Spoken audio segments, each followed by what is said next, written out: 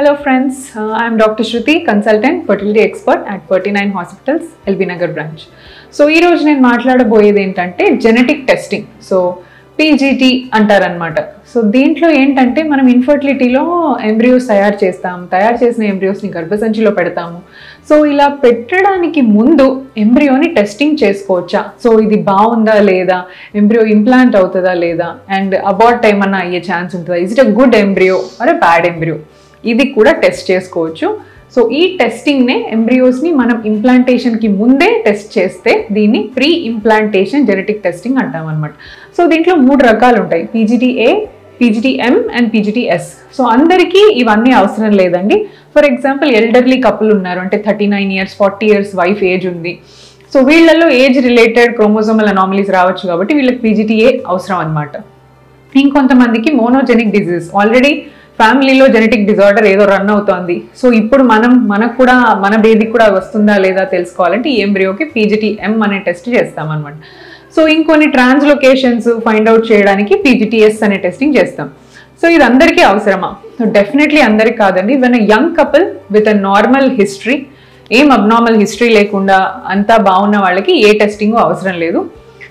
బాగా ఏజ్డ్ ఉన్న couple like more than 38 years 39 years wife ఉండి అండ్ రిపీటెడ్గా అబార్షన్స్ అయిన వాళ్ళు, లేదా రికరెంట్గా ఎన్నిసార్లు ఎంబ్రియో పెట్టినా అతుక్కోవట్లేదు, so recurrent IVF failures or recurrent implantation failures అయిన వాళ్ళల్లో మనం ఈ టెస్టింగ్ చేసుకుంటామన్నమాట. ఇజ్ ఇట్ ద ఎంబ్రియో వల్ల జరుగుతోందా లేదా గర్భసంచి ప్రాబ్లమా? సో గర్భసంచి బాగానే ఉంది, ఎంబ్రియో వల్లనే అని మనము క్లారిటీ ఉన్న టైంలో ఈ టెస్ట్ చేసుకోవచ్చు అనమాట. సో దీంట్లో మనం ఏం చేస్తామంటే ఎంబ్రియోని తయారు చేసిన తర్వాత బ్లాస్టోసిస్ట్ నుంచే మనం ఈ టెస్ట్ చేయగలుగుతాం. సో ఎంబ్రియో ఖచ్చితంగా బ్లాస్టోసిస్ట్ లాగా మారాలి, ఫస్ట్ క్రైటీరియా.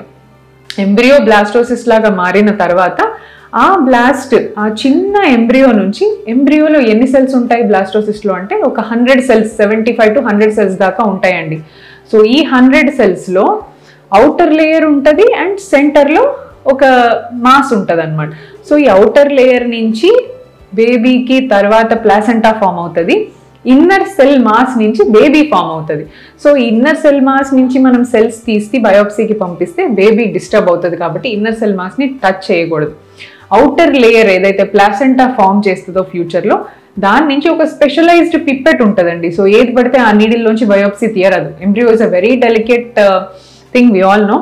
సో ఈ అవుటర్ లేయర్ నుంచి ఒక 4 to 5 cells మాత్రం ఆ పిప్పెట్ ద్వారా 4 to 5 cellsని మనం తీసుకుంటాం అనమాట. తీసుకోగానే సెల్ మళ్ళీ క్లోజ్ అయిపోతుంది. సో ఎంబ్రియో మళ్ళీ క్లోజ్ అయిపోతుంది, దానికి ఏం వరి అవ్వాల్సిన అవసరం లేదు. ఈ సెల్స్ని టెస్టింగ్కి పంపిస్తారు. సో రకరకాల ప్రొసీజర్స్ ద్వారా టెస్ట్ చేస్తారు. దాంట్లోంచి మనకు 3 రిజల్ట్స్ ఇస్తారు. యూప్లాయిడ్ అంటే గుడ్ ఎంబ్రియోనా, అన్యూప్లాయిడ్ అంటే బ్యాడ్ ఎంబ్రియోనా, మొజాయిక్ అంటే మిక్స్డ్, కొన్ని సెల్స్ గుడ్ ఉన్నాయి, కొన్ని సెల్స్ బ్యాడ్ ఉన్నాయి. సో ఇలా రిజల్ట్స్ వస్తాయి అనమాట. సో వెన్ ఎంబ్రియో రిజల్ట్ యూప్లాయిడ్ వచ్చింది అంటే ట్రాన్స్ఫర్ చేసుకోవచ్చు, అన్యూప్లాయిడ్ వచ్చింది అంటే you should not transfer. Mosaic వచ్చినప్పుడు ఎంత పర్సెంటేజ్ అందులో గుడ్ ఉన్నాయి, ఎంత పర్సెంటేజ్ బ్యాడ్ ఉన్నాయో దాన్ని చూసుకొని అది ట్రాన్స్ఫర్ చేయొచ్చా లేదా డెసిషన్ తీసుకోవాలి. సో ఇలా ఎల్డర్లీ కపుల్స్ కానీ ఇలా ఏమైనా ప్రాబ్లమ్స్ ఉన్నవాళ్ళు PGT-Aకి వెళ్ళొచ్చండి.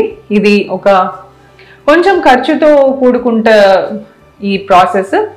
సో అందరూ కాకుండా ఎవరికైతే అవసరమో డెఫినెట్లీ PGT-A గురించి తెలుసుకోండి. PGT-A చేయడం వల్ల గుడ్ ఎంబ్రియో తెలుస్తుంది కాబట్టి మీ implantation rate, success rate definitely better అయ్యే ఛాన్స్ ఉంటుంది. Thank you.